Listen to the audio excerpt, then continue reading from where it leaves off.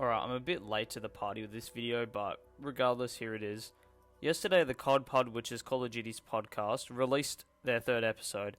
I'll be honest with you, I didn't listen to the majority of it, only the last 10 minutes or so I can't really cover what Miles and Steph said beforehand.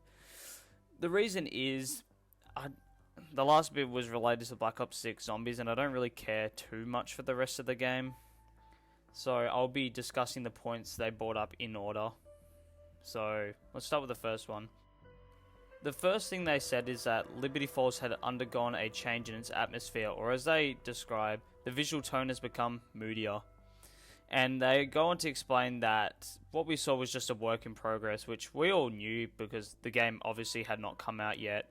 But regardless, the map did receive quite a lot of backlash. Some of it was warranted because the map did look quite boring, but also we must remember the map had not come out. With some people saying that Black Ops 6 Zombies is doomed, or that the game mode in general is dead, which is absolutely ridiculous. But anyways, they also went on to explain that there were also atmospheric elements which were not present at COD Next because it was locked behind the main quest or other Easter eggs present, which, as you know, they were disabled. And that's actually pretty exciting and pretty big, because it could be something similar to like Moon's Easter egg ending, where you have the moon being blown, the Earth being blown up, and when you travel back to Area 51, the skybox is completely different and it looks quite cool, so that's quite exciting. Another big thing that they revealed was that they made changes to the Black Ops 6 Zombies HUD, which was also another massive talking point for a lot of people, as they weren't too fond of the HUD.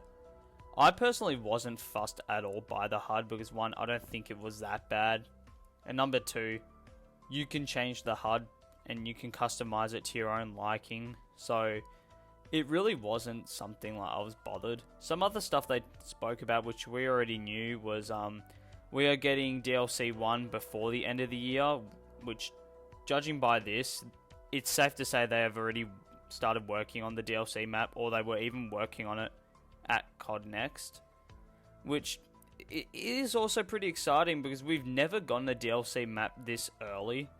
So hopefully, they get the resources together and whatnot, and they can actually give a pretty good map, and I don't want it to be rushed, that's all. And another thing that's quite exciting is that there's going to be more events for zombies in Black Ops 6, which is pretty nice.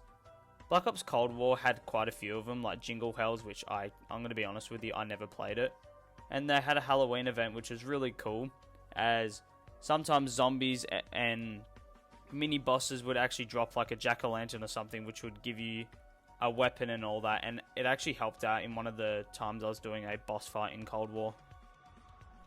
The last thing they go on to say is that Kevin Sherwood will be creating Easter egg songs for Black Ops 6 Zombies, which is great to hear because I've never really...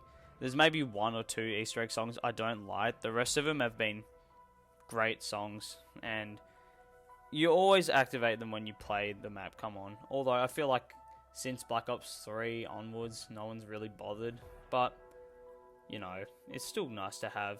But it's really nice to see that Treyarch have actually taken on the feedback they received regarding the atmosphere and look of Liberty Falls. And it's even better to see that they've implemented it. It's definitely made me more excited for the game, especially as it releases in less than 3 weeks. I also recommend you probably should listen to the podcast episode as well. I might actually go back and listen to the rest of it. But yeah, that's all I wanted to talk about. Have a good day.